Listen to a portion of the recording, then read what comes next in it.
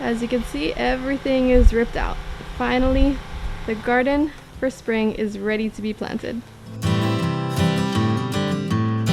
Hey, and welcome back to Mini Urban Farm, a channel about urban gardening and urban homesteading in the suburbs. Today is spring cleanup day, which means that I am ripping out all of the garden beds. I am harvesting everything. I have here my harvest basket, and I have also several bowls so we can harvest everything. I have a ton of stuff that needs to come out, and then I'm going to rip out everything and leave only the dirt so that I can fill with compost. And then this weekend I am going to be planting out my seedlings. So today is going to be a really exciting day. Let's go ahead and jump right into it. Alright, so in this bed we have our beets, which they actually never got big. I think it's because the weather was like really super inconsistent. It was really cold and then really hot, and back to back it would just fluctuate a lot this season. Plus probably a little bit of inconsistent watering on my part. So we're just going to come in here, and all of these beets, right, you can tell that they never grew any actual beets. They're just beet greens. So all of this is going to come straight out, and I am going to be putting them in this bowl, which is going to be my chicken bowl. So everything that I am not using in the kitchen is going to be for the chickens. Oh, you can see this one had like a tiny little one starting there. But I think that the inconsistent watering just was not great this time, and then also the weather just was not on our side.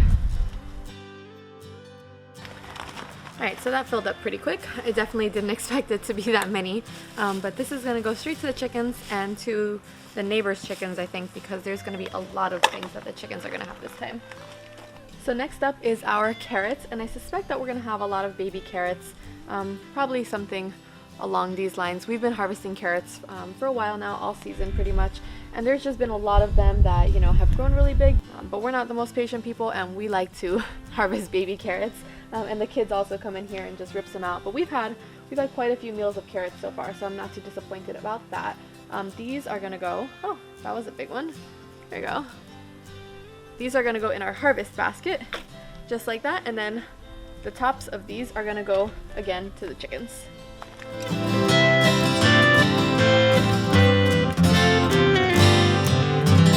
Also, another thing to consider is that when you are ripping out your garden, you're going to have a lot of things like this, especially with root vegetables.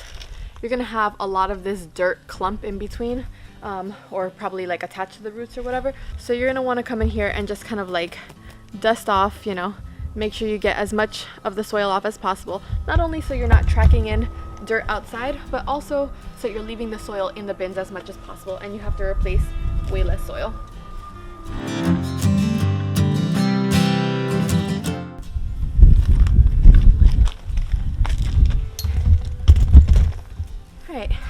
And I definitely see a lot of baby carrot recipes in our future. I might have to empty this out because I did not expect to have this completely full already, and we are only at half of one bed. So, alright, so we got our kale over here, and I kind of hate ripping this out because I'm still using it for salads, but I know that something else is going in this space in just a few days. So I am going to very reluctantly rip out all my kale. I'll probably end up making a lot of kale chips. We are going to do a lot of salads.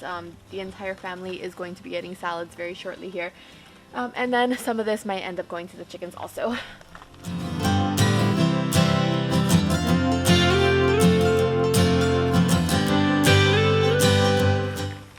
Okay, so as you can see, my arugula has started to flower, or actually has been flowering. I was going to try to seed save them, but I don't think there are that many pods on them, and they're certainly not dried out yet. In order to seed save arugula, you need to have the pods completely dried out. The same thing for like basil and most things that you seed save. Alright, so onto our Brussels sprouts. We have actually been using the tops of these as lettuce wraps. You just steam them and you can cut them off, but I'm really excited to finally be able to harvest some of our Brussels sprouts today.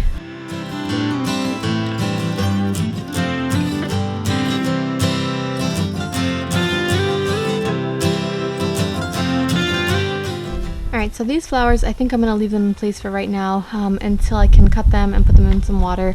I think I will actually be ripping them up. The original plan was to leave them in place, but they're not like that flowerful right now, so I'll cut a few of them and then they'll end up on the kitchen table.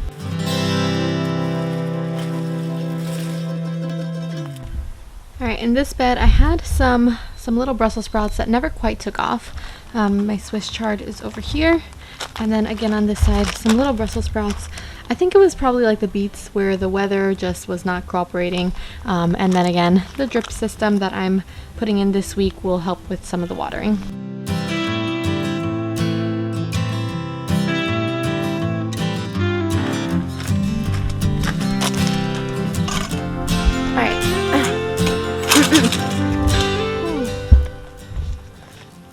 Now on to one of my favorite parts, which are the tomatoes.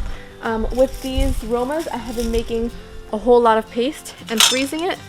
So I'm gonna just keep collecting my Roma tomatoes. Now some of them, towards the end of the plant's life, you can see they don't get that big. You have like tiny little ones coming off the plant. But we actually have a whole bunch of green ones.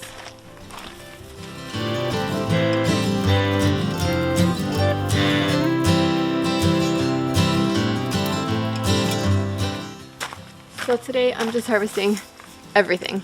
Green, red, orange, everything that I can find before I rip out the final plant. So these actually were for the floater weave. You put one on each side. And these are great because you actually have the little hook things for the floater weave, so you can actually hook in the rope and then just kind of like weave it across. So these Romas, what's left of them is going to go into compost because you can't feed them to the chickens.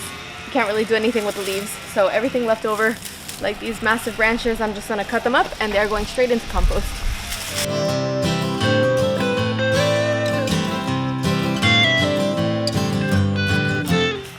And then the last thing in this bed is actually more carrots. So we'll get out the last of these little baby carrots. I just planted them here because we had some space on either side and I had an extra packet of carrots, so that's where they ended up.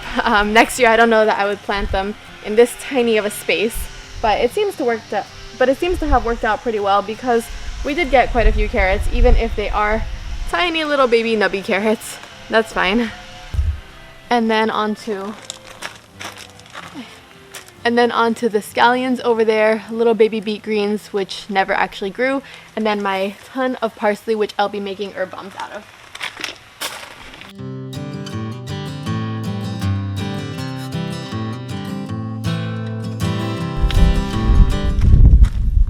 So these I will probably keep on the kitchen counter. They have all of the roots, and if you actually leave these in water, then they'll keep regrowing just until I plant out the next round, and then they'll probably be used up anyway.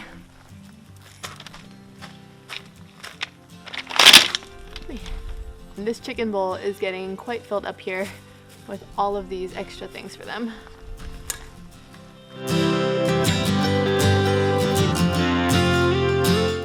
And then last but not least, we have our grape tomatoes over here. And then on the bed right behind me over there, we have our black cherry tomatoes. And there's some red romaine lettuce under here that needs to come out. And then in the other bed over there, there's tiny little baby spinach.